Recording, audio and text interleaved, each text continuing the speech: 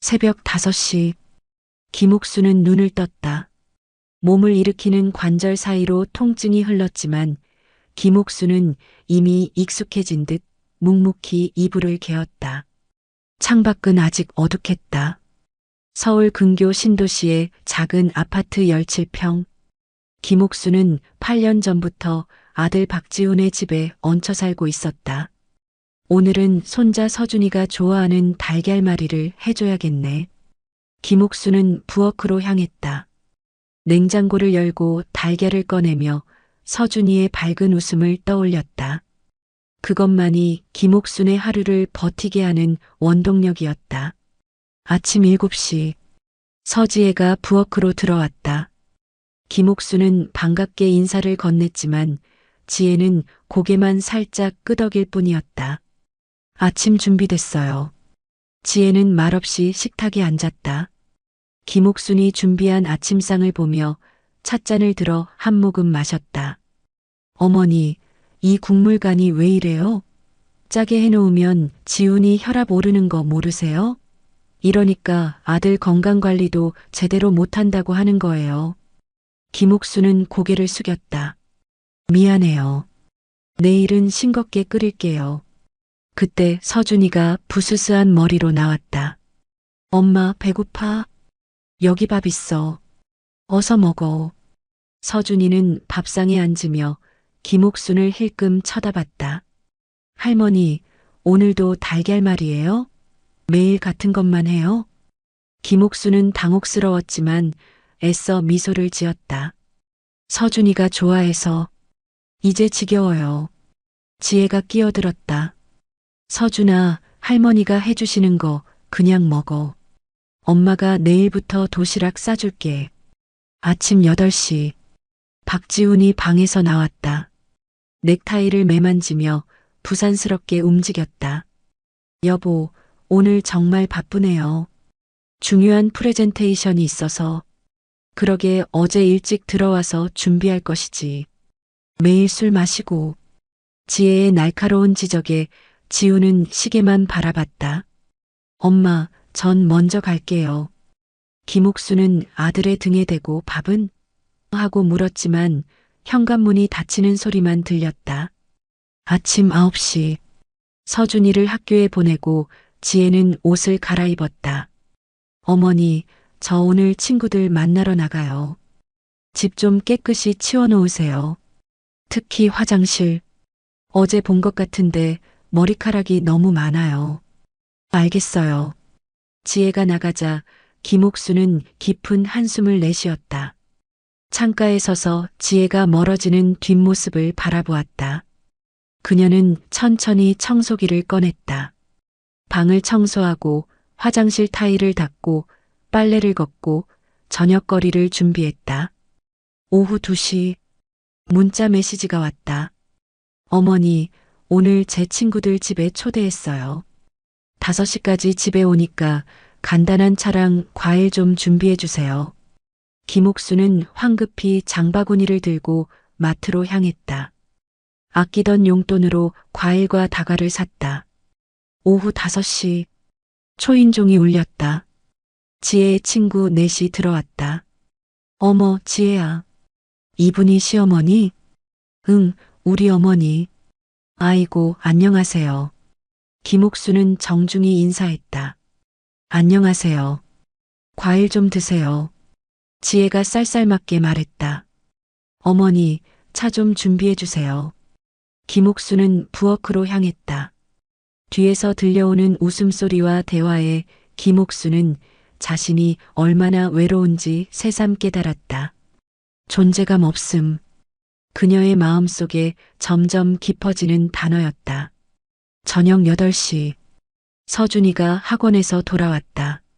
할머니, 배고파요. 서준아, 저녁 금방 차려줄게. 서준이는 소파에 앉아 텔레비전을 켰다. 집안에는 텔레비전 소리만 가득했다. 김옥수는 저녁상을 차리며 생각했다. 이게 내 하루구나. 아침에 일어나서 청소하고 밥하고 빨래하고 또 청소하고 저녁 준비하고 밤 11시. 지훈이 술 냄새를 풍기며 돌아왔다. 지혜가 현관에서 그를 맞았다.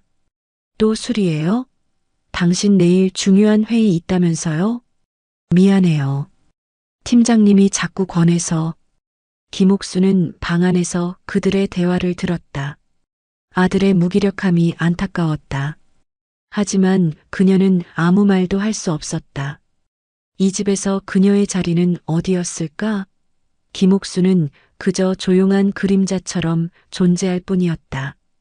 오전 6시. 김옥수는 어제보다 1시간 일찍 일어났다. 오늘은 지혜가 친구들을 초대한 날이었다. 김옥수는 부엌으로 가 에이프런을 둘렀다. 냉장고에서 재료를 꺼내며 무엇을 준비할지 고민했다. 우리 며느리가 좋아하는 게 뭐였더라? 김옥수는 자신이 며느리의 취향도 제대로 모른다는 사실에 마음이 무거워졌다. 그래도 최선을 다해 정성껏 음식을 준비하기로 했다. 소고기 장조림, 호박전, 새우볶음, 도라지 무침, 명란젓을 만들었다. 오전 11시. 김옥수는 머리를 단정히 빗었다. 거울 속 자신의 모습이 낯설었다. 68세의 주름진 얼굴. 그녀는 자신의 손을 내려다보았다. 아직 남아있는 반지 자국. 한때는 비싼 보석으로 가득했던 손가락들이 이제는 텅 비어 있었다. 옥순아, 너 참 많이 변했구나. 자신에게 중얼거리던 김옥수는 현관벨 소리에 흠칫 놀랐다. 벌써 오시나? 현관문을 열자 배달원이 상자를 들고 있었다. 박지훈님 댁이세요? 택배 왔습니다. 김옥수는 상자를 받아들었다. 지혜가 온라인으로 주문한 물건들이었다. 그녀는 상자를 거실 한편에 정리해두고 다시 부엌으로 향했다. 오후 1시. 서준이가 학교에서 돌아왔다. 할머니, 배고파요. 서준아, 밥 데워줄게. 손 씻고 와. 서준이는 스마트폰을 보며 식탁에 앉았다. 김옥순이 따끈한 밥과 국, 반찬을 내왔다. 맛있게 먹어. 할머니, 이거 뭐예요? 서준이가 도라지 무침을 가리켰다. 도라지야. 몸에 좋아. 한번 먹어봐. 싫어요. 이상해 보여요. 김옥수는 한숨을 삼켰다. 그럼 다른 반찬 먹어. 오후 3시. 지혜가 화려한 옷차림으로 돌아왔다. 김옥수는 밝은 표정으로 맞이했다. 다녀왔어요. 음식 다 준비됐나요? 네, 소고기 장조림이랑 호박전, 새우볶음, 도라지 무침, 명란젓 준비했어요. 도라지 무침이요? 지혜의 목소리가 날카로워졌다. 제가 도라지 싫어하는 거 모르세요? 이럴 거면 왜 준비하라고 했겠어요? 김옥수는 당황했다. 미안해요. 몰랐어요. 금방 다른 거 준비할게요. 됐어요. 이제 시간도 없는데. 지혜는 한숨을 쉬었다. 차라리 과일이나 예쁘게 깎아 놓으세요. 김옥수는 서둘러 과일을 손질했다. 수박, 참외, 사과를 모양대로 예쁘게 깎았다. 손이 떨려 칼에 손가락이 베었지만 그녀는 아픔을 참고 계속했다. 오후 4시. 집안 분위기가 부산스러웠다. 서준이는 방에서 놀고 지혜는 화장을 고치고 있었다. 김옥수는 거실을 깨끗이 청소하고 쿠션을 정리했다. 어머니, 제 방 정리도 해주세요. 친구들이 집 구경을 할 수도 있거든요. 김옥수는 지혜의 방으로 향했다. 옷가지들이 여기저기 흩어져 있었다. 그녀는 조용히 모든 것을 정리했다. 오후 5시. 초인종이 울렸다. 지혜의 친구들이 도착했다. 5명의 세련된 여성들이 웃으며 들어왔다. 와, 지혜야. 집 분위기 좋다. 앉아요. 다과 준비했어요. 김옥수는 부엌에서 차를 우리며 귀를 기울였다. 웃음소리와 수다가 끊이지 않았다. 그녀는 조심스레 과일 접시와 차를 들고 나왔다. 어머, 이분이 시어머니세요? 네, 우리 어머니예요. 안녕하세요. 김옥수는 공손히 인사했다. 한 친구가 말했다. 직접 다 준비하셨어요? 손이 부지런하시네요. 김옥순이 대답하기 전에 지혜가 끼어들었다. 네, 어머니는 집안일밖에 모르세요. 그래서 저희 집 가사도우미 같은 거죠. 하. 친구들이 웃었다. 김옥수는 웃음 속에 숨은 비웃음을 느꼈지만 표정 관리를 했다. 더 필요한 거 있으면 말해요. 김옥수는 부엌으로 돌아갔다. 마음이 아팠지만 그녀는 참았다. 서준이가 거실로 나와 친구들 앞에서 활기찬 모습을 보였다. 오후 6시 서준이가 장난감을 가지고 놀다가 과일 접시를 건드렸다. 접시가 바닥에 떨어져 깨졌다. 서준아, 조심해야지. 지혜가 소리쳤다. 미안해요, 엄마. 김옥순이 재빨리 나와 깨진 접시를 치우려 했다. 할머니, 서준이가 갑자기 소리쳤다. 여기 와서 내 장난감도 정리해요. 김옥수는 멈칫했다. 서준이의 말투가 낯설었다. 친구들 앞에서 할머니에게 명령하는 듯한 어투였다.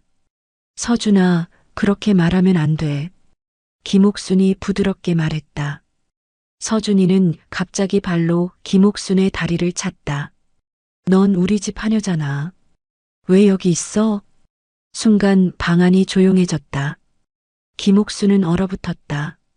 고통보다 충격이 더 컸다. 어느새 눈물이 그녀의 눈가에 맺혔다. 지혜는 웃음을 터뜨렸다. 아이고, 우리 아들 말 한번 제대로 했네. 어머니, 신경 쓰지 마세요. 애들은 다 그래요. 친구들도 웃었다. 맞아요. 요즘 애들은 다 그런 말해요. 김옥수는 깨진 접시 조각을 주워 담았다. 손가락이 베었지만 아무런 말도 하지 않았다. 목이 메었지만 그녀는 꾹 참았다. 실례합니다. 김옥수는 작은 목소리로 말하고 방으로 들어갔다. 저녁 7시.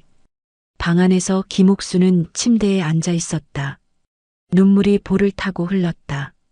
창밖은 어두워지고 있었다.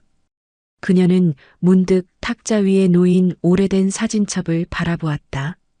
그 사진첩에는 그녀의 과거가 담겨 있었다. 아가야, 할머니가 너무 약해져서 미안하구나. 김옥순의 전화기가 울렸다. 화면에는 이복자라는 이름이 떴다. 오랜 친구였다.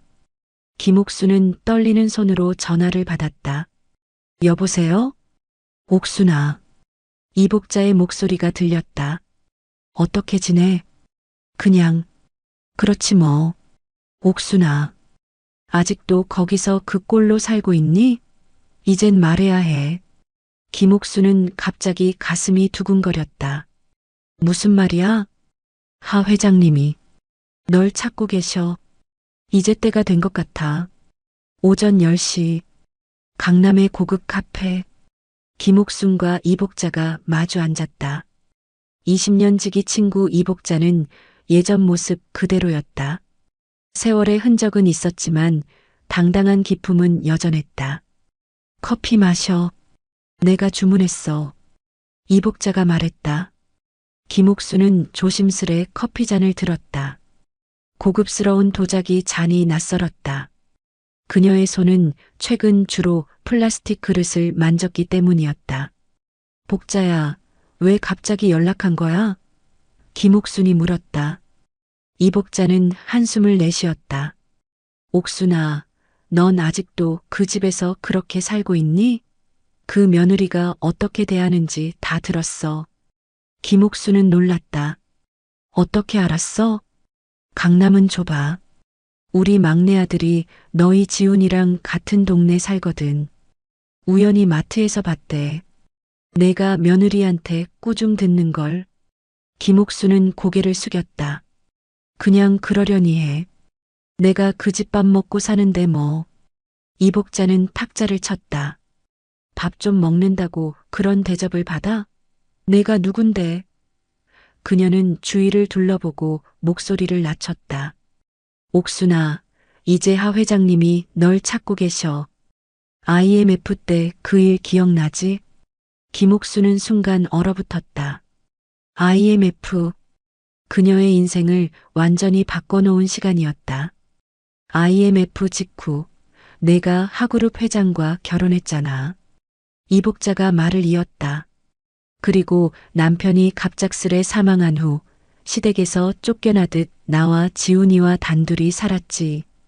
김옥수는 천천히 고개를 끄덕였다. 97년 말 IMF 외환위기가 터졌을 때 김옥수는 38이었다. 그녀는 당시 중소기업을 운영하던 남편과 함께 살고 있었다. 하지만 외환위기로 회사가 부도나고 남편은 충격으로 세상을 떠났다. 혼자 남은 김옥수는 8살배기 아들 지훈을 데리고 막막한 상황에 처했다. 그때 하그룹의 노 회장이 그녀에게 접근했다. 처음에는 사업 제안이었지만 점차 개인적인 만남으로 발전했다. 노 회장은 아내와 사별한 상태였고 김옥순의 강인함과 품위에 매료되었다. 결국 그들은 결혼했다. 그런데 그게 고작 1년도 안 됐잖아. 이복자가 말했다. 노 회장님이 갑자기 돌아가시고 너는 시댁에서 쫓겨났지. 김옥수는 깊은 한숨을 내쉬었다. 그 집안에서 나는 외부인이었어. 노 회장님의 전처소생 자식들이 날 인정하지 않았지. IMF라는 상황도 있었고, 그래서 내가 알아서 나온 거야. 아냐. 이복자가 단호하게 말했다. 너한테 정당한 상속권이 있었는데 그들이 협박해서 너를 내쫓은 거야. 증거도 다 있어. 김옥수는 놀라서 이복자를 바라보았다. 무슨 증거? 노 회장님이 공증한 유언장. 내 몫으로 하그룹 주식 7%를 남겼어. 지금 시세로 1,000억이 넘는 돈이야. 김옥수는 손을 떨었다. 그럴 리가 없어. 그랬다면 벌써 연락이 왔을 거야. 그들이 유언장을 숨겼던 거야. 하지만 이제 하 회장이 그 유언장을 찾아냈어. 김옥수는 혼란스러웠다. 하 회장이 누구야? 하승우. 노 회장님의 작은 아들. 요즘 하그룹 후계자 경쟁에서 밀리고 있었는데 내 도움이 필요한가 봐. 오후 2시 카페를 나온 김옥수는 한강공원 벤치에 앉았다. 머릿속이 복잡했다. 이복자의 말대로라면 그녀에게는 갑자기 엄청난 재산이 생긴 셈이었다. 하지만 김옥수는 오히려 불안했다. 지훈이에게 이 사실을 알려야 할까? 지훈이는 김옥순이 하그룹 안주인이었다는 사실을 모른다. 김옥수는 아들에게 특별한 배경 없이 평범하게 살게 하고 싶었다. 그래서 IMF 이후 재혼했던 사실도 하그룹과의 연결고리도 모두 숨겼다. 지혜는 또 어떻게 반응할까? 김옥수는 며느리의 차가운 표정을 떠올렸다. 그녀의 정체가 밝혀지면 지혜의 태도가 달라질 것이다. 하지만 그것이 진정한 가족의 모습일까? 오후 5시 김옥수는 집으로 돌아왔다. 열쇠를 꽂으려는 순간 지혜의 목소리가 들렸다. 네, 맞아요. 우리 시어머니요? 그냥 집안일이나 하는 사람이죠. 본인 존재가 없는 줄도 몰라요. 김옥수는 문 앞에 서서 얼어붙었다. 지혜가 전화통화를 하고 있었다. 그래도 밥은 잘해요. 그거라도 못하면 진짜 쫓아냈을 거예요. 하. 김옥수는 잠시 망설이다 다시 발걸음을 돌렸다. 그녀는 아파트 놀이터 벤치에 앉았다. 갑자기 전화가 울렸다. 화면에는 모르는 번호가 떴다. 여보세요? 김옥순 여사님이십니까? 네, 맞습니다만. 저는 하그룹 비서실 직원 최민준입니다. 하승우 회장님께서 뵙고 싶어 하십니다. 김옥수는 말을 잇지 못했다. 마침내 그 순간이 온 것이다. 괜찮으시다면 내일 오전 11시에 삼성동 하그룹 본사로 오시면 됩니다. 차량을 보내드릴까요? 아니요, 제가 가겠습니다. 통화가 끝나고 김옥수는 하늘을 올려다보았다. 구름 한 점 없는 파란 하늘. 그녀의 마음은 몹시 혼란스러웠다. 저녁 7시. 김옥수는 집으로 돌아왔다. 지혜는 텔레비전을 보고 있었고 서준이는 숙제를 하고 있었다. 어디 갔다 오셨어요? 지혜가 물었다. 친구 만나러 갔었어요. 친구요? 지혜의 목소리에는 의아함이 묻어 있었다. 어머니에게 친구가 있었나요? 김옥수는 대답하지 않고 부엌으로 향했다. 지혜의 말이 가슴을 찔렀다. 그녀는 자신의 방으로 들어가 침대 밑에서 작은 나무 상자를 꺼냈다. 20년 동안 열지 않았던 상자였다. 열쇠로 상자를 열자 그 안에는 노란 종이 한 장이 있었다. 그대에게 영원한 사랑을 약속합니다. 마이너스 노승환. 그 아래에는 하그룹의 지분 증서가 놓여 있었다. 7%. 김옥수는 떨리는 손으로 종이를 매만졌다. 그리고 그 옆에는 결혼 반지가 있었다. 노 회장님과 맞춤 제작한 다이아몬드 반지. 엄마, 박지훈이 문을 두드렸다. 왔어요? 김옥수는 황급히 상자를 닫았다. 응, 왔다. 문이 열리고 지훈이 들어왔다. 오늘 일찍 들어왔네요. 응, 미리 말 못해서 미안해. 내일 중요한 약속이 있어서. 약속이요? 지훈이 놀란 표정을 지었다. 어디? 그냥 옛날 친구 만나러 가. 지훈은 의아한 표정을 지었지만 더 묻지 않았다. 알겠어요. 그럼 내일 저녁은 제가 사올게요. 박지훈이 나간 후 김옥수는 다시 상자를 열어 사진 한 장을 꺼냈다. 하그룹 창립 기념식 사진이었다. 그녀는 노 회장 옆에 서서 환하게 웃고 있었다. 그때의 김옥수는 자신감 넘치고 당당했다. 내가 이걸 왜 숨겼을까? 김옥수는 중얼거렸다. 아들, 내가 평범하게 살길 바란 내 마음 때문이었지. 다음 날 운명을 바꿀 만남을 앞둔 김옥수는 쉽게 잠들지 못했다. 오전 9시. 김옥수는 오랜만에 화장대 앞에 앉았다. 거울 속 자신의 모습이 낯설었다. 주름진 얼굴, 희끗한 머리카락. 그녀는 조심스럽게 화장을 시작했다. 파운데이션을 바르고 아이섀도를 칠하고 립스틱을 발랐다. 서랍 깊숙한 곳에서 꺼낸 진주 귀걸이를 귀에 걸었다. 어머니, 어디 가세요? 지혜가 방문을 열고 들어왔다. 김옥순을 보며 놀란 표정을 지었다. 약속이 있어서. 어디요? 그냥 옛날 친구 만나러. 지혜는 의심스러운 눈빛으로 김옥순을 바라봤다. 화장까지 하고 가세요? 어머니가 화장을 다 하시네. 김옥순은 아무 말도 하지 않았다. 지혜의 비꼬는 말투가 가슴을 찔렀지만 오늘만큼은 흔들리고 싶지 않았다. 지혜야, 오늘 저녁은 좀 늦을 것 같아. 서준이 학원 데려다주고 저녁 차려줄 수 있어? 네, 제가요? 지혜의 목소리가 높아졌다. 오늘 제 친구들이랑 약속 있는데요. 어머니는 맨날 이러시네요. 자기 할 일은 안 하고. 김옥수는 깊게 숨을 들이마셨다. 그럼 내가 미리 준비해 둘게. 오전 10시. 김옥수는 정갈한 한복을 꺼내 입었다. 20년 동안 넣어두었던 한복이었다. 신기하게도 아직 몸에 맞았다. 그녀는 거울 앞에 서서 자신의 모습을 바라봤다. 한때 하그룹의 안주인이었던 모습이 조금씩 되살아났다. 어머, 어머니 한복은 또 어디서 나온 거예요? 지혜가 다시 들어와 놀란 눈으로 물었다. 예전에 가지고 있던 거야. 저렇게 비싸 보이는 한복을 어디서? 지혜의 말은 미완성으로 끝났다. 그녀의 눈빛에는 의심과 호기심이 교차했다. 김옥수는 핸드백을 들고 현관으로 향했다. 나 다녀올게. 오전 11시. 하그룹 본사 앞. 높게 솟은 유리 건물이 햇빛에 반짝였다. 김옥수는 건물 앞에 서서 잠시 망설였다. 20년 만에 귀환이었다. 그녀는 깊은 숨을 내쉬고 자신감 있게 로비로 들어갔다. 안녕하세요. 하승우 회장님 약속 있습니다.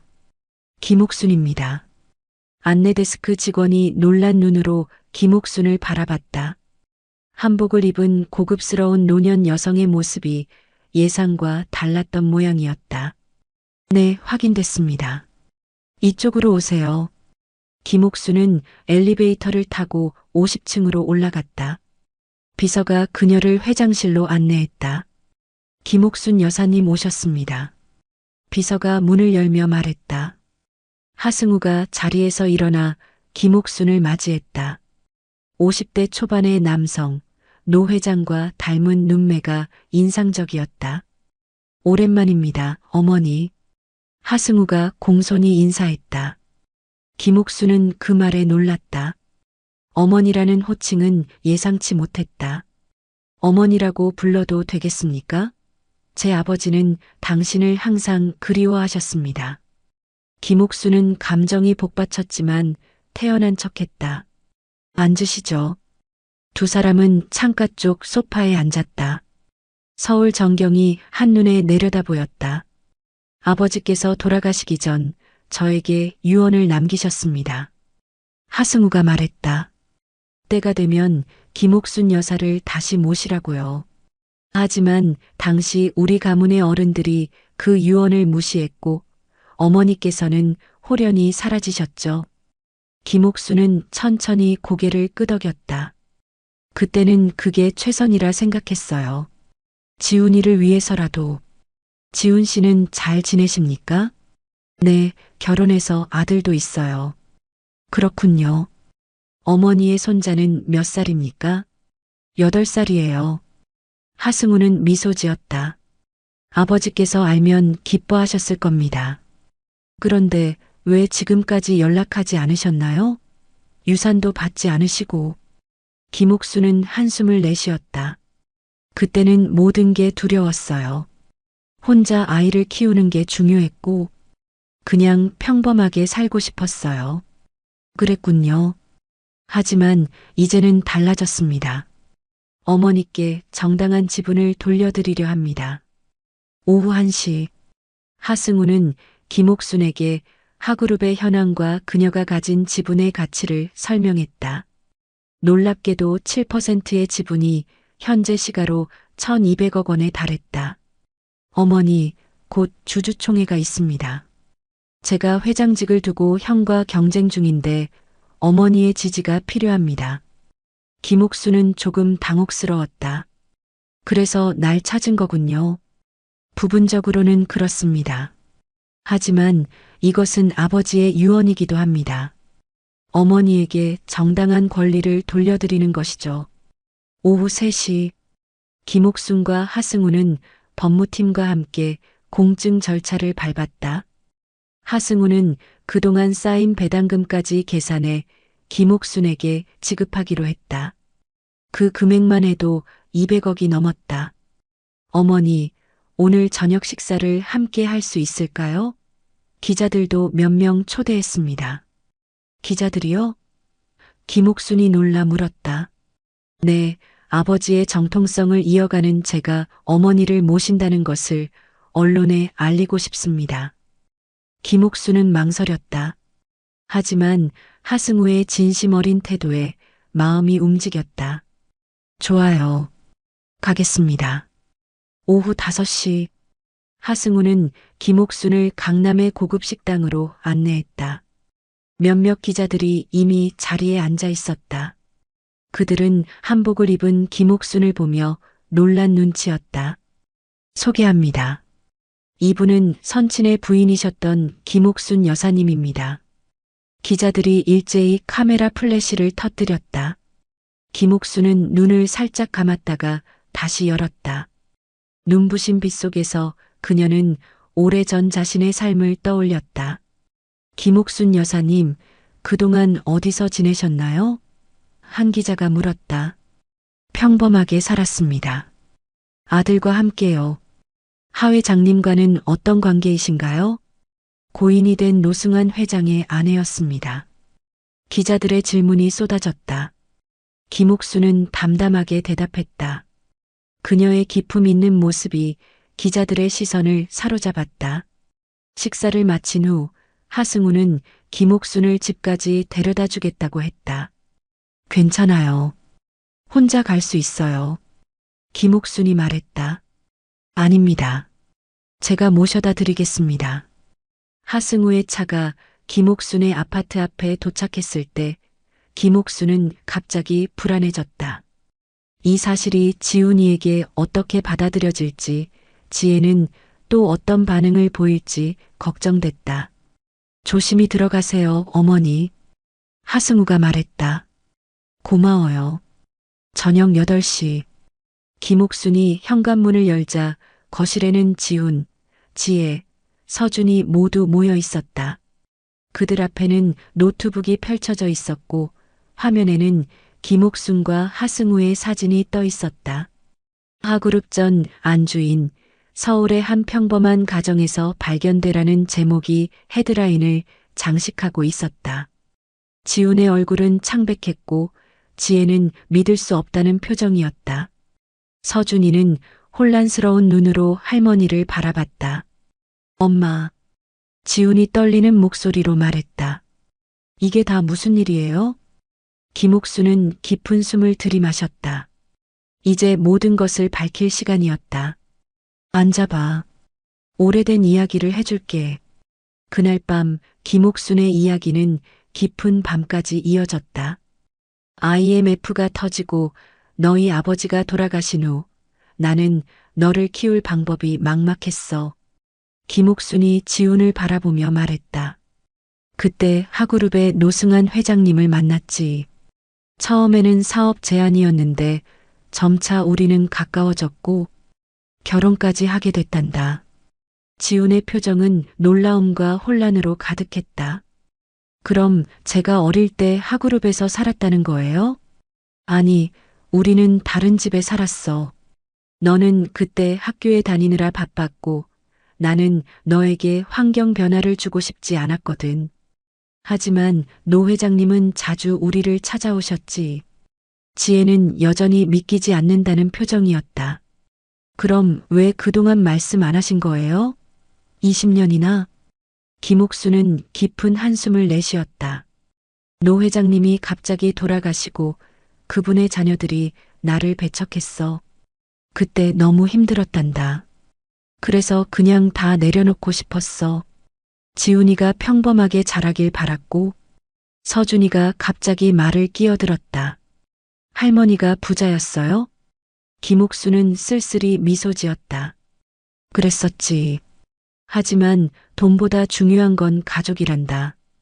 지훈은 자리에서 일어나 창가로 걸어갔다. 그럼 지금은 어떻게 된 거예요? 왜 갑자기 하 회장이라는 사람이 나타난 거고? 하승우는 노 회장님의 작은 아들이야. 그가 아버지의 유언을 발견하고 날 찾아낸 거지. 내게 하그룹 주식 7%가 있다는 사실을. 지혜의 눈이 커졌다. 7%요? 그게 얼마나? 1200억 정도 된대. 김옥순이 담담하게 말했다. 방안이 순간 정적에 빠졌다. 지혜의 입이 벌어졌고 지우는 창밖을 바라본 채 움직이지 않았다. 지금 우리 집에 1200억을 가진 사람이 있었다는 거예요? 지혜의 목소리가 떨렸다. 김옥수는 고개를 끄덕였다. 이제 그 돈은 내 것이 됐어. 그리고 나는 그걸 어떻게 써야 할지 생각 중이야. 서준이는 할머니 옆으로 다가가 앉았다. 그의 눈빛이 달라져 있었다. 할머니, 제가 잘못했어요. 발로 차서 미안해요. 김옥수는 손자의 머리를 쓰다듬었다. 괜찮아, 서준아. 지혜는 자리에서 일어나 화장실로 향했다. 문을 닫는 소리가 유난히 크게 들렸다. 지훈이 천천히 어머니 앞으로 와 앉았다. 엄마, 왜 그렇게 사셨어요? 왜 우리한테 말 안 하셨어요? 엄마가 얼마나 힘들게 사셨는지. 김옥수는 아들의 손을 잡았다. 내가 선택한 길이었어. 후회는 없어. 다음 날 아침, 지훈의 전화기가 요란하게 울렸다. 회사 사장이었다. 박지훈 씨, 지금 바로 내 사무실로 올라와. 지훈은 불안한 마음으로 사장실로 향했다. 문을 열자 사장과 임원 몇 명이 그를 기다리고 있었다. 내 어머니가 하 회장님 어머니라더군. 그런데 넌 그걸 숨기고 있었어? 지훈은 당황했다. 저도 어제 알았습니다. 어제? 믿기 힘든데. 사장이 비웃듯 말했다. 아무튼 이제 내 상황이 달라졌군. 축하해. 사장의 태도가 너무나 달라진 것에 지훈은 혼란스러웠다. 평소 냉담하던 사장이 갑자기 그를 앉히고 커피를 대접했다. 실은 말이야, 우리 회사가 하그룹과 협업할 일이 생겼어.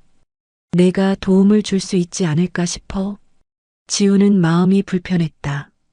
전 어머니의 일에 관여하지 않습니다. 아, 그래. 그럼 어머님께 좀 말씀 전해주지 않을래? 우리 회사 소개만이라도. 지훈은 사무실을 나오며 깊은 한숨을 내쉬었다. 어머니의 정체가 밝혀진 지 하루 만에 모든 것이 변하고 있었다. 오후 2시, 지혜의 SNS에는 알림이 쏟아졌다. 그녀의 친구들이 남긴 메시지였다. 지혜야, 뉴스 봤어. 너희 시어머니가 하그룹 전 안주인이라며? 대박. 와, 너 이제 재벌 집안 됐네. 왜 그런 중요한 얘기를 우리한테 안 했어? 너무하다. 지혜는 손이 떨렸다. 그녀는 어제까지 친구들에게 시어머니를 하인 취급했다고 자랑했던 사람이었다. 그런데 이제 그 친구들이 김옥순의 지위를 알게 된 것이다. 어쩌지? 지혜는 중얼거렸다. 그때 특히 친했던 친구 수진이 전화를 걸어왔다. 여보세요? 지혜야, 뉴스 봤어? 너희 시어머니. 응, 나도 어제 알았어. 어제? 그럼 그동안 몰랐다고? 시어머니가 하그룹 안주인이었던 거? 응, 전혀. 수진의 목소리가 차가워졌다. 그래서 그동안 시어머니를 어떻게 대했는데? 그렇게 무시하고 하대하고. 그게 사실이었어? 지혜는 말문이 막혔다. 그게 나도 몰랐잖아. 몰랐다고 노인을 그렇게 대해도 되는 거야? 너 요즘 너무 변한 것 같아. 1,000억대 재산 가진 시어머니를 하녀 취급했다니 정말 웃기네. 통화가 끝난 후 지혜는 소파에 털썩 주저앉았다. 그녀의 친구들은 하나둘 연락을 끊기 시작했다. 오히려 김옥순에게 연락을 취하려는 사람들이 늘어났다. 저녁 7시, 지훈과 지혜는 침묵 속에서 집으로 돌아왔다. 둘 다 하루 종일 힘든 시간을 보냈다. 문을 열자 김옥순이 평소와 같이 저녁을 준비하고 있었다. 왔니? 손 씻고 밥 먹자. 지훈과 지혜는 서로를 바라봤다. 지혜의 눈에 갑자기 눈물이 고였다. 그녀는 천천히 김옥순 앞으로 다가가 무릎을 꿇었다. 어머니, 죄송합니다. 우리가 너무 몰라뵀어요. 지훈도 어머니 앞에 무릎을 꿇었다. 엄마, 정말 미안해요. 제가 엄마를 보호하지 못했어요. 김옥순은 놀라서 두 사람을 바라봤다. 이게 다 무슨 일이니? 지혜가 흐느끼며 말했다. 저는 정말 죄송해요. 어머니를 하인처럼 대했어요. 친구들한테도 그렇게 말했고, 이제 모두가 저를 손가락질해요. 하지만 그건 제가 받아 마땅해요. 김옥수는 한참 동안 두 사람을 바라봤다. 그리고 조용히 말을 꺼냈다. 이 무릎, 내가 너희 앞에서 몇 번을 꿇었는지 기억하니? 음식이 맛없다고, 청소가 덜 됐다고, 서준이를 제대로 못 봤다고. 이제야 고개를 들 수 있게 됐구나. 지혜는 더욱 큰 소리로 울었다. 어머니, 절대 용서받지 못할 짓을 했어요.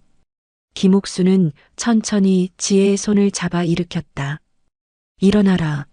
무릎 꿇는 건 이제 그만하자. 우리 모두 그때 서준이가 방에서 나와 상황을 지켜보고 있었다. 그는 조심스럽게 할머니에게 다가갔다. 할머니, 이제 안 그럴게요. 서준이가 작은 목소리로 말했다. 김옥수는 서준이를 안아주었다. 우리 서준이 괜찮아. 식탁에 둘러앉은 네 사람. 처음으로 진정한 가족의 모습을 갖추게 되었다. 지훈이 조심스럽게 물었다. 엄마, 이제 어떻게 하실 거예요? 김옥수는 미소를 지었다. 아직 모르겠다. 하지만 한 가지는 확실해. 나는 더 이상 누구의 그림자도 아니야. 일주일 후, 김옥순의 삶은 완전히 달라져 있었다. 강남에 새 아파트를 구입했고, 가족 모두가 함께 이사했다. 80평 아파트의 넓은 공간에서 지훈, 지혜, 서준이와 함께 새 출발을 시작한 것이다. 아침 8시, 김옥수는 침대에서 눈을 떴다. 푹신한 이불과 고급스러운 가구들. 그녀는 한동안 천장을 바라보며 자신의 삶이 어떻게 변했는지 생각했다. 이게 다 꿈만 같구나. 김옥수는 천천히 일어나 커튼을 열었다. 창밖으로 한강이 보였다. 햇살이 물 위에서 반짝였다. 그녀는 책상 위에 놓인 사진을 바라봤다. 하 회장과 함께 찍은 사진이었다. 노 회장님, 지금 보고 계신가요? 제가 다시 일어섰어요. 문을 두드리는 소리가 들렸다. 할머니, 일어나셨어요? 서준이의 목소리였다. 응, 들어와. 서준이가 방 안으로 들어왔다. 할머니, 오늘 학교 늦게 가도 된대요. 같이 아침 먹어요. 김옥수는 미소 지었다. 그래, 같이 먹자. 부엌으로 나가자 지혜가 앞치마를 두르고 요리하고 있었다. 그녀는 김옥순을 보자 환하게 웃었다. 어머니, 일어나셨어요? 제가 오늘은 아침 준비했어요. 김옥순은 놀랐지만 기쁘게 고개를 끄덕였다. 고마워, 지혜야. 지훈도 출근 준비를 하며 거실로 나왔다. 엄마, 잘 주무셨어요? 응, 잘 잤어. 가족 넷이 식탁에 둘러앉았다. 서로를 바라보는 눈빛이 따뜻했다. 김옥수는 이 순간이 꿈처럼 느껴졌다. 지혜야, 맛있네. 김옥순이 미소 지으며 말했다. 지혜는 쑥스러운 듯 웃었다. 어머니가 해주시는 것보단 못해요. 아침 식사가 끝나고 지훈과 서준이는 각자 회사와 학교로 향했다. 지혜는 김옥순과 함께 설거지를 했다. 어머니, 오늘 시간 있으세요? 지혜가 물었다. 응, 왜? 같이 쇼핑 가요. 어머니 옷도 새로 사고, 저도 좀 사고. 김옥수는 잠시 망설였다. 지혜와 단둘이 쇼핑을 간 적은 한 번도 없었다. 그래, 가자. 오전 10시. 김옥순과 지혜는 강남의 고급 백화점에 도착했다. 직원들이 반갑게 맞이했다. 어서 오세요, 김옥순 여사님. 김옥순은 놀랐다. 나를 어떻게 알아요? 직원이 미소 지었다. 뉴스에서 봤습니다. 하그룹의 전 안주인이시잖아요. 지혜는 어색한 듯 서 있었다. 이제 모든 사람들이 김옥순을 알아보았다. 하그룹 전 안주인, 1000억대 자산가로. 어머니, 여기서 옷 한번 봐요. 지혜가 명품 매장으로 김옥순을 안내했다. 김옥순은 비싼 옷들을 보며 망설였다. 이런 건 필요 없어. 내 한복으로 충분해. 아니에요. 이제 어머니 지위에 맞는 옷을 입으셔야죠. 김옥순은 한숨을 내쉬었다. 지혜야, 옷이 사람을 만드는 게 아니야. 마음이 사람을 만드는 거야. 지혜는 잠시 멈칫했다. 그녀의 눈에 부끄러움이 어렸다. 죄송해요, 어머니. 제가 또 물질적인 것만 생각했네요. 두 사람은 백화점을 나와 근처 작은 카페로 향했다. 그곳에서 차를 마시며 처음으로 진솔한 대화를 나눴다. 어머니, 솔직히 말할게요. 지혜가 입을 열었다. 저는 어머니가 부자였다는 이유로 태도를 바꾼 게 아니에요. 제가 잘못했다는 걸 깨달은 거예요. 김옥수는 지혜를 바라봤다. 그래, 어떻게? 친구들이 저를 비난하더라고요. 노인을 그렇게 대하면 어떡하냐고. 처음엔 기분 나빴어요. 하지만 곰곰이 생각해보니 그들이 맞더라고요. 어머니가 부자든 아니든 제가 한 행동은 잘못됐어요. 김옥수는 지혜의 손을 잡았다.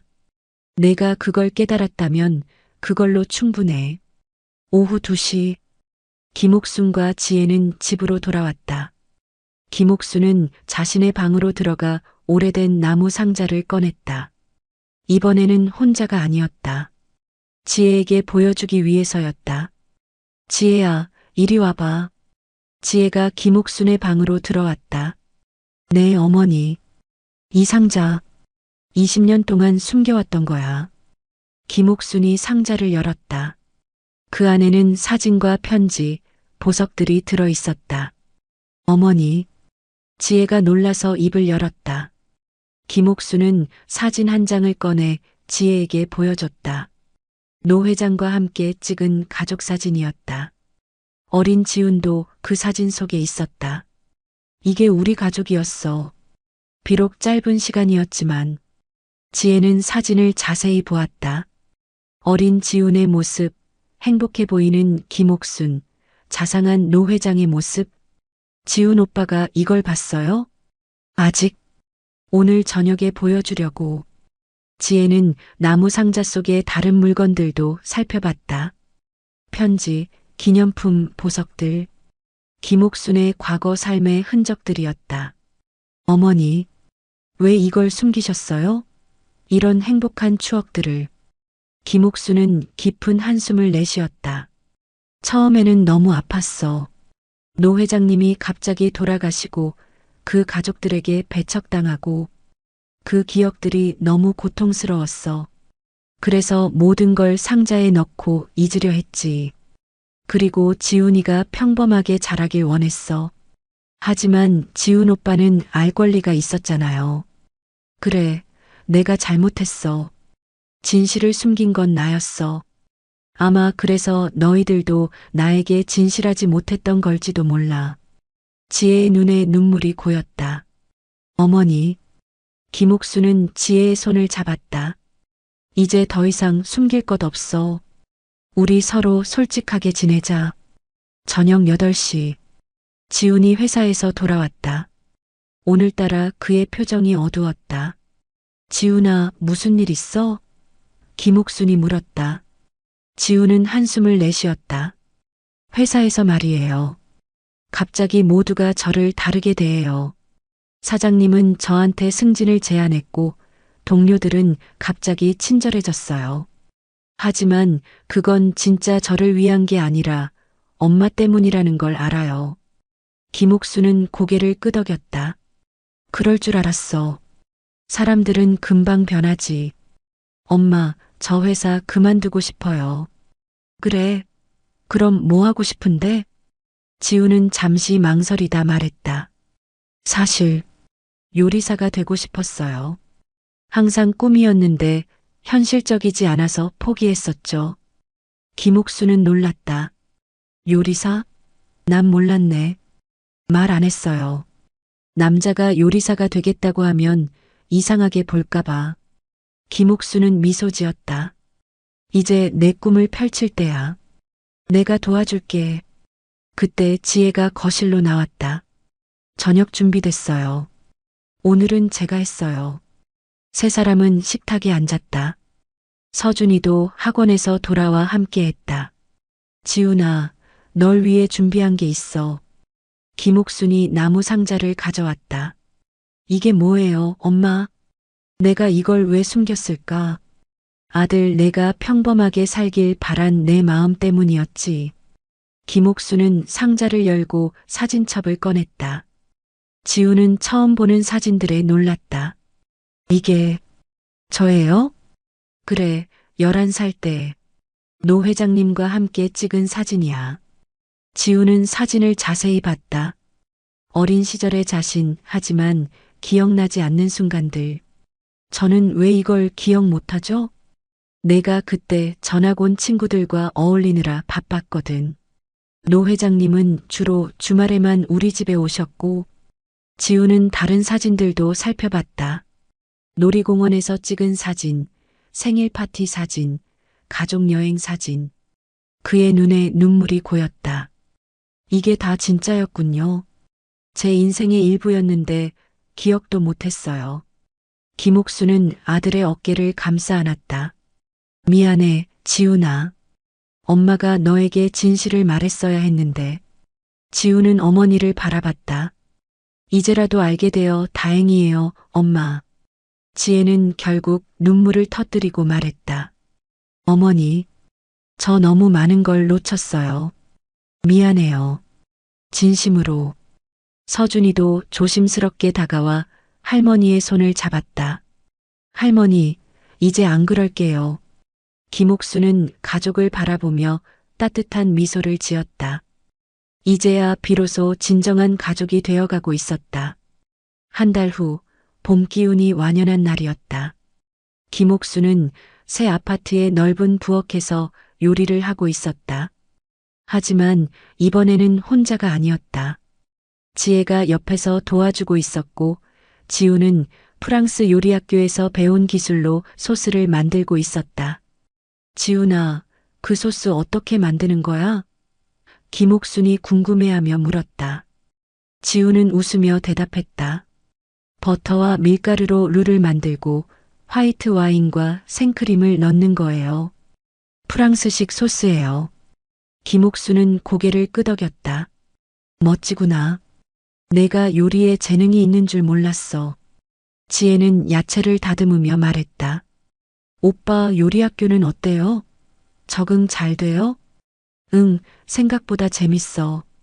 처음엔 늦은 나이에 시작하는 게 걱정됐는데 오히려 더 진지하게 임하게 되는 것 같아. 지우는 한 달 전 회사를 과감히 그만두고 프랑스 요리학교에 등록했다. 김옥순의 전폭적인 지지와 재정적 지원 덕분이었다. 그는 이제 자신의 꿈을 향해 걸어가고 있었다. 서준이가 학교에서 돌아왔다. 할머니, 저 왔어요. 우리 서준이 왔구나. 손 씻고 와. 오늘은 특별한 저녁이야. 서준이는 신이 난 얼굴로 방으로 들어가 가방을 내려놓고 손을 씻었다. 예전과 달리 이제 그는 할머니에게 공손하게 대했다. 처음에는 어색했지만 이제는 자연스러운 존중이 됐다. 할머니, 오늘 학교에서 글짓기 숙제가 나왔어요. 주제가 가족이에요. 서준이가 말했다. 김옥수는 미소 지었다. 그래, 어떤 내용으로 쓸 거니? 할머니에 대해 쓸 거예요. 우리 할머니는 왕비였다라는 제목으로요. 모두가 놀란 표정으로 서준이를 바라봤다. 왕비라니? 지혜가 물었다. 서준이는 진지한 표정으로 설명했다. 우리 할머니는 진짜 부자였는데 아무 말도 안 하고 우리 옆에 있었어요. 근데 그게 더 멋진 왕 같았어요. 왕은 항상 겸손해야 한다고 선생님이 그랬거든요. 김옥순의 눈시울이 붉어졌다. 8살 아이의 순수한 마음이 그녀의 가슴을 따뜻하게 했다. 서준아, 정말 멋진 제목이구나. 저녁 식사 시간. 넷이 둘러앉은 식탁은 풍성했다. 김옥순의 전통 요리와 지훈의 프랑스식 요리가 조화롭게 어우러졌다. 지혜는 예쁘게 테이블을 세팅했고 서준이는 가족 모두에게 물을 따라주었다. 자, 이제 먹자. 김옥순이 말했다. 모두가 젓가락을 들었다. 서준이가 첫 입을 먹고 외쳤다. 할머니 반찬 최고. 김옥수는 행복하게 미소 지었다. 이런 평범한 순간이 얼마나 소중한지 새삼 깨달았다. 식사 중에 지훈이 입을 열었다. 엄마, 우리 다시 시작하면 안 될까요? 김옥수는 지훈을 바라봤다. 다시 시작이라니? 네, 진짜 가족으로요. 서로 아끼고 존중하는 가족으로. 김옥수는 천천히 고개를 끄덕였다. 그래, 다시 시작하자. 지혜도 말을 보탰다. 어머니, 저도 노력할게요. 제가 많이 부족했지만, 이제 제대로 된 며느리가 되고 싶어요. 지혜야, 너는 그냥 너로 있으면 돼. 완벽한 며느리보다 행복한 지혜가 되길 바라. 식사 후, 네 사람은 거실 소파에 모여 앉았다. 텔레비전을 켜지 않고 그냥 대화를 나눴다. 이런 시간이 얼마만인지 아무도 기억하지 못했다. 할머니, 옛날 이야기 해주세요. 서준이가 부탁했다. 김옥수는 생각에 잠겼다. 어떤 이야기가 좋을까? 할머니가 젊었을 때 이야기요. 김옥수는 자신의 젊은 시절을 회상했다. 명랑했던 18살, 첫사랑의 설렘, 결혼과 지훈의 탄생, IMF의 실현, 하 회장과의 만남, 그리고 그 후의 긴 침묵의 세월. 내가 20살 때 일이야. 김옥순이 이야기를 시작했다. 밤 11시까지 가족들은 김옥순의 이야기에 빠져 있었다. 웃기도 하고 슬퍼하기도 하며 그녀의 인생을 함께 여행했다. 어머니, 정말 대단하세요. 지혜가 감탄했다. 그 모든 어려움을 어떻게 이겨내셨어요? 김옥수는 미소 지었다. 그냥 하루하루 살았을 뿐이야. 특별한 비결은 없어. 다만 포기하지 않았지. 다음 날 아침, 김옥수는 여느 때처럼 일찍 일어났다. 하지만 이번에는 아무도 그녀에게 청소나 빨래를 기대하지 않았다. 그녀는 그저 자신을 위한 시간을 가졌다. 부엌에서 차를 마시고 있는데 지혜가 나왔다. 어머니, 일찍 일어나셨네요. 오랜 습관이라 그래. 너는? 저도 일찍 일어나 보려고요. 어머니처럼 부지런해지고 싶어서. 두 사람은 함께 차를 마시며 아침의 고요함을 즐겼다. 이런 평화로운 순간이 얼마나 귀중한지 이제야 알게 되었다. 오전 10시, 김옥순의 전화기가 울렸다. 하승우였다. 어머니, 잘 지내고 계십니까? 네, 잘 지내요. 다음 주 주주총회 준비는 다 되셨습니까? 아직 고민 중이에요. 하승우는 김옥순의 지지를 원했다. 하지만 김옥순은 아직 결정을 내리지 못했다. 하그룹의 경영에 참여할 것인지 아니면 지분만 유지한 채 자신의 삶을 살 것인지. 어머니, 제가 오늘 찾아뵈어도 될까요? 중요한 말씀 드릴 게 있습니다. 그래요, 오세요. 통화가 끝나고 김옥수는 창밖을 바라봤다. 그녀의 인생은 계속해서 새로운 국면을 맞이하고 있었다. 오후 2시, 하승우가 방문했다. 그는 정중하게 인사하며 선물을 건넸다. 작은 정성입니다. 김옥수는 상자를 열었다. 그 안에는 노 회장의 사진첩이 있었다. 그녀가 몰랐던 사진들, 노 회장이 혼자 간직했던 추억들이었다. 아버지께서 돌아가시기 전까지 이 사진첩을 곁에 두셨답니다. 어머니를 많이 그리워하셨어요. 김옥수는 사진첩을 넘기며 감정이 복받쳤다. 노 회장은 그녀를 잊지 않았던 것이다. 하승우는 또 다른 이야기를 꺼냈다. 어머니, 아버지께서 재단을 만들고 싶어 하셨습니다. 소외된 노인들을 위한 재단이요. 혹시 어머니께서 관심 있으실지. 김옥수는 눈을 빛냈다. 재단이요? 네, 어머니께서 경험하신 것처럼 많은 노인분들이 가족 안에서도 소외되고 있잖아요. 그분들을 돕는 일을. 김옥수는 생각에 잠겼다. 그녀와 같은 처지의 노인들. 존재는 하지만 존재감은 없는 사람들. 그들을 위한 일을 한다면 얼마나 의미 있을까? 좋은 생각이네요. 내가 한번 생각해 볼게요. 하승우가 떠난 후 김옥수는 가족들에게 이 이야기를 전했다. 재단을 만들어서 어르신들을 돕는 일을 하고 싶어요. 지훈이 눈을 빛냈다.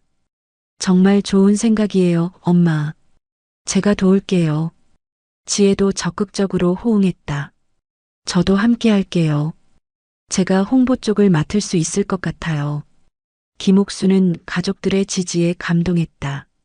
이제 그녀의 삶은 새로운 목적을 찾아가고 있었다. 저녁 식사 시간. 이번에는 모두가 함께 요리했다. 김옥수는 주요 반찬을, 지우는 메인 요리를, 지혜는 샐러드를, 서준이는 과일 접시를 준비했다. 처음으로 식탁은 온기와 존중으로 가득 찼다. 이제 우리 진짜 가족 같아요. 서준이가 행복하게 말했다. 김옥수는 손자의 머리를 쓰다듬었다. 그래, 우리는 진짜 가족이야. 밥을 먹으며 네 사람은 앞으로의 계획에 대해 이야기했다. 지훈의 요리학교 졸업 후 레스토랑 오픈, 지혜의 새 직장 시작, 서준이의 글짓기, 대회 참가, 그리고 김옥순의 재단 설립. 모두의 꿈이 밥상 위에 함께 올라와 있었다. 가족은 무릎 꿇어야 얻는 게 아니란다. 김옥순이 잔잔히 말했다.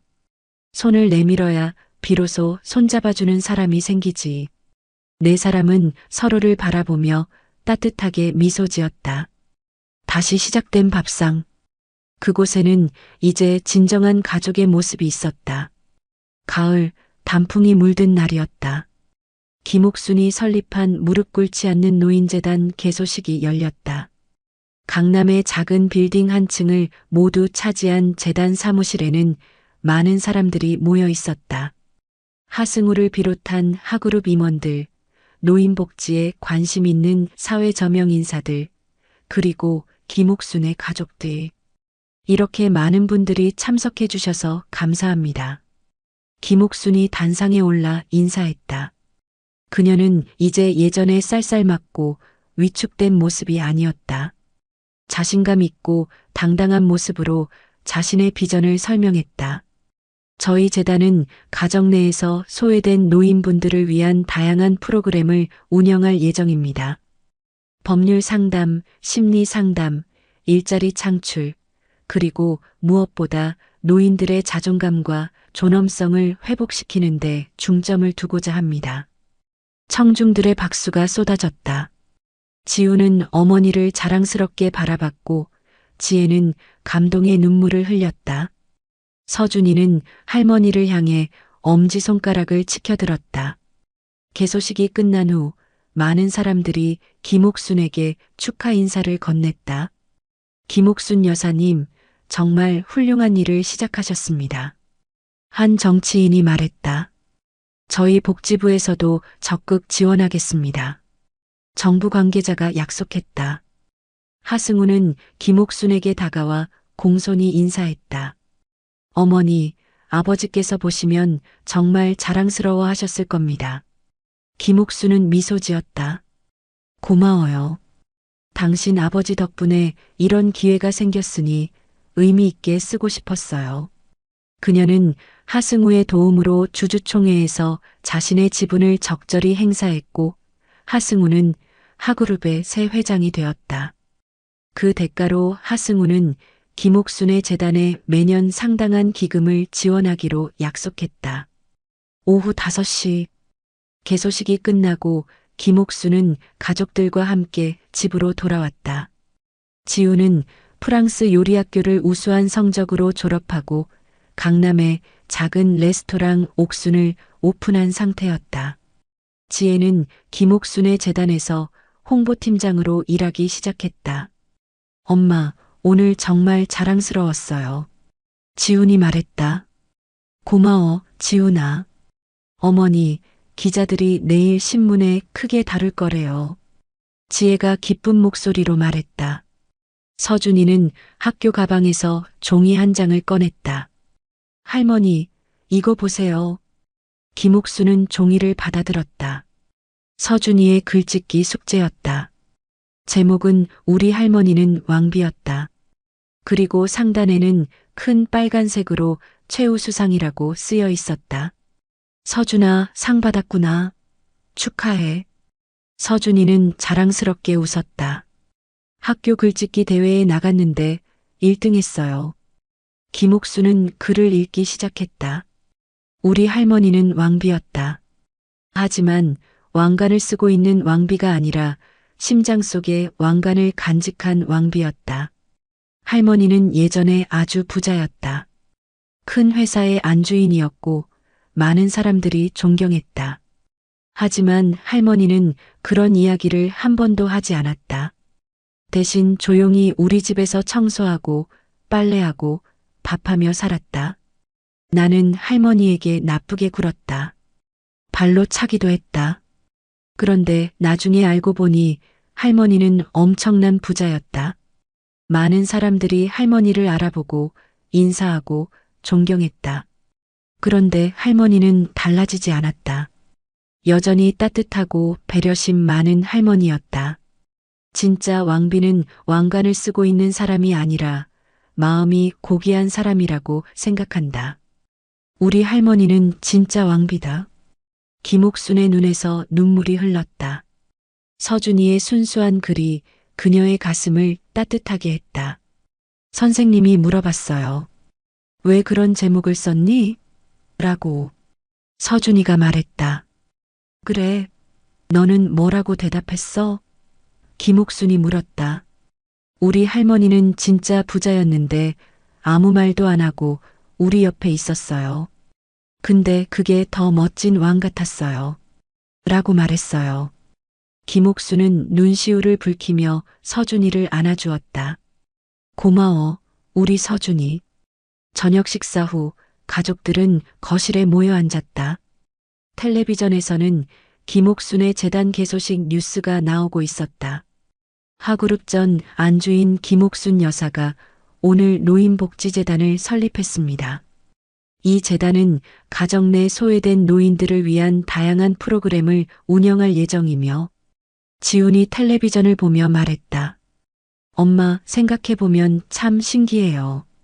1년 전만 해도 우리는 완전히 다른 삶을 살고 있었잖아요. 김옥수는 고개를 끄덕였다. 세상은 참 예측할 수 없는 것 같구나. 지혜가 말을 보탰다. 그때는 제가 정말 이기적이고 어리석었어요. 어머니를 그렇게 대하다니. 지나간 일은 잊자. 김옥순이 지혜의 손을 잡아주었다.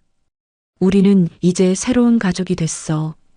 서준이가 궁금한 듯 물었다.